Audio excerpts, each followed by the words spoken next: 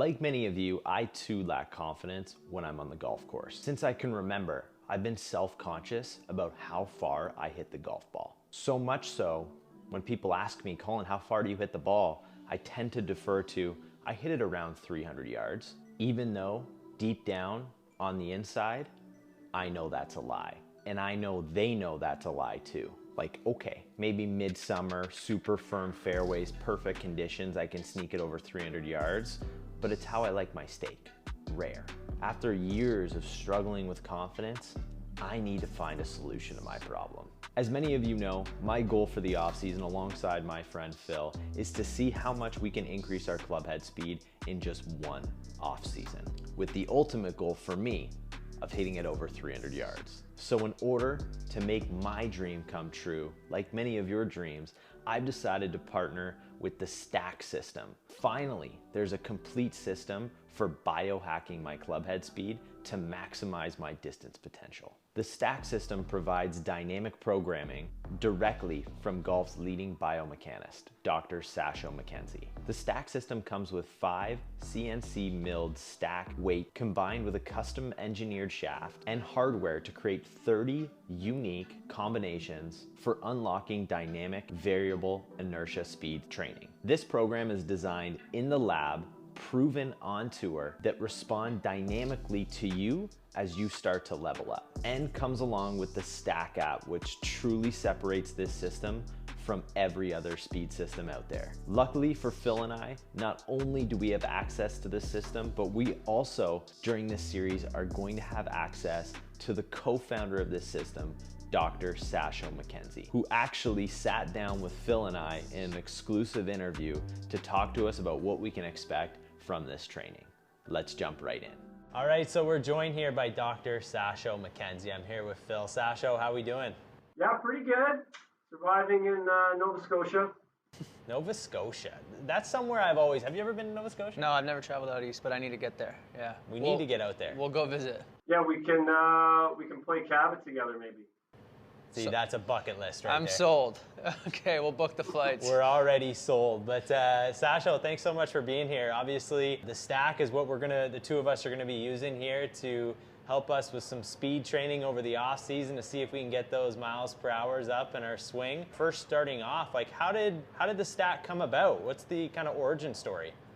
Yeah, well, I have kind of a track and field background where, as an athlete and as a coach, where training is very scientific.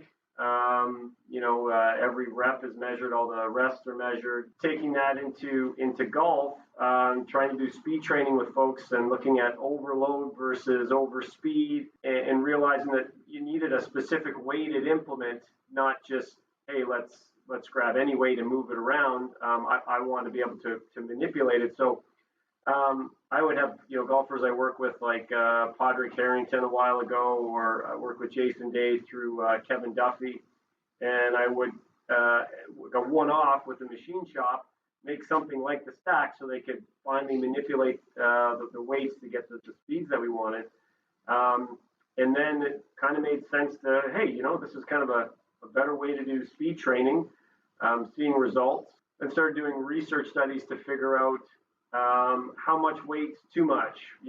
Should you mix light stuff and heavy stuff together? And got enough data, enough research to kind of tell me that I knew what should be done. And thought, hey, let's see if we can, put this together as a product. And I reached out to Ping, who I have a good consulting relationship with, and they liked it, but they didn't really have a training aid branch. So lucky for me, Marty Jertson, who is the VP of innovation at Ping, he's like, well, I'd like to do this with you. So got the go ahead from Ping to kind of work Monday evenings. Nice. And so he said, well, what do we need it? What does this thing have to look like? What are the specifications? And gave him the specs, and he designed it. We got an original shaft, original grip. It's pretty sweet. And then we packaged that with an app, and our app developer, who's also a partner, designed the TrackMan app. So he's the main programmer for the TrackMan app. Oh, very cool. So how long was the process from like starting to design this to actually having it in your hands the way we do? Yeah, well, I guess that, a little over a year once we finally said, okay, let's actually make this a thing. Let's invest some not just time, but invest financially and see if we can pull this off. But really, all the programming and research that went into design the app has been going on for about 6 years. Got you. And is the app kind of what distinguishes this system from kind of like all the other speed training systems out there? Yeah, absolutely. So we've got one stick, which is a little different than some of them out there, but some are single stick. But the app is what clearly separates. It's like looking at the difference between some dumbbells in the gym versus dumbbells that come with a trainer that tells you exactly when to work out, exactly how much weight to put on, motivates you when you swing. Then as you go along, decides what your next training program should be for optimal improvements, adjust your training on a daily basis to meet what you're currently doing. So yeah, you got just the dumbbell, or you got the dumbbell and the trainer. The trainer happens to have done 6 years of research and have a PhD in sports biomechanics. So just for my own curiosity, in the same fashion that athletes and golfers go to the gym and lift dumbbells or lift weights to build their muscles in their legs or their core or their back or whatever it may be, your initial sort of idea and thought process with this system was to do the same thing except with the swing. You're adding weights and trying to develop those muscles and that muscle memory or neurofunction to help grow your swing speed. Is that sort of where it all started? Yeah, essentially, so the analogy would be, weight. You can make some analogies to weight training, but to other sports, the equivalent would be overspeed and overload training. So if you look at sprinting, there's a big history of this in sprinting where you would tow a sled to do overload, or you would get pulled by, say, a bungee cord to do overspeed. Both have shown to be effective at increasing sprinting speed. Jumping, you could jump with weights on your back, or you could jump with a pulley, helping you jump even faster. It's been done with swimming as well. It's been done with throwing and a little bit in baseball. So the principle with overload and overspeed is to make the movement as similarly as possible to the in-competition skill. So in this case, we're swinging a stick, but it's very similar to making a golf swing. But we manipulate the weight so that we get slight changes in the loads being applied to the body, slightly increased, that's overload version, or we can make this a little bit lighter than a golf club, and then we can get at the overspeed aspect of the training. Awesome. So we're getting started with this system. We got it in our hands here. We got the app set up. We're going to show this kind of in use as we do it. But what are some things, like what can we expect with this? Well, the app, we put a lot of time in designing the app. So really it's, it's idiot proof. It's kind of like a guided training where it just prompts you along, tells you exactly what to do. You need a radar to go along with it. And the first thing you do is a baseline session where I want to know how fast you're currently swinging your driver. What's nice about the app is little videos pop up of me talking in this room, and I say, hey, this is what you're about to do. Please follow these instructions. So I know that everybody's doing the testing, or they should be doing the testing in a standardized way. So in this baseline testing session, you'll swing 10 drivers with the specific instructions of swinging it with full intent. And we define full intent as hard as you would ever swing in a competitive round of golf. Okay. So we get your baseline driver speed, and then we work you systematically through different loads, different stack weights on the stack. We want to know how fast you swing things that are slightly heavier than your driver and how fast you swing things that are slightly lighter than your driver. This gives us what we call a force velocity profile, and that's the number one input that allows us to prescribe a specific training program for you. We also, in the baseline session, ask some qualitative questions. So, Colin, we might say, hey, do you feel like your driver is really heavy and controls you, or do you feel like your driver is really light and you have no problem manipulating it on a scale of 1 to 5. So those questions get fed into an algorithm along with the data from the baseline to give you a program that's going to give you the greatest probability of increasing your club head speed. That's awesome. So you mentioned that it's idiot proof. I may be a big idiot, so I'm sure you've seen that too. What are some mistakes people make when using this system? Some common ones, I guess, would be we wanted to make it as applicable to everybody as possible to train, so you don't actually hit any golf balls. So a lot of times folks will maybe hit golf balls with those first 10 drivers in the baseline. You don't need to hit a golf ball. We're just asking for what we call dry driver swings. They don't adhere to the rest. So after you take a swing, a timer comes up on the app and it will say, hey, rest for this amount of time. That's been researched, and there's a reason why that time is set to say 20 seconds between swings and not 0. A big one once people get into the training is not swinging hard enough. So we track, because this data is constantly coming in. We have about 3,000 users now that have done, I guess maybe over 10,000 programs now in total. So all that, we have all that data, so we can track, hey, who's not getting faster? And luckily there's very few of those, but I can reach out to them. And in many cases, the level of effort is sub-maximal. So for the first few workouts, the app asks you for a full level of intent. That's as hard as you would ever swing in a competitive round of golf. But then it moves to a max level of intent. And we need you swinging harder than you would on a course, with a greater percentage of your effort than you would on the course. And that's how we get the stimulus to improve. So I will ask people, hey, I see you haven't improved. Do you mind sending me some of your videos when you're swinging with max effort? And it's not max effort. They still have more to give. So, and it's easy to understand if I give this example. So I work with quite a few tour players.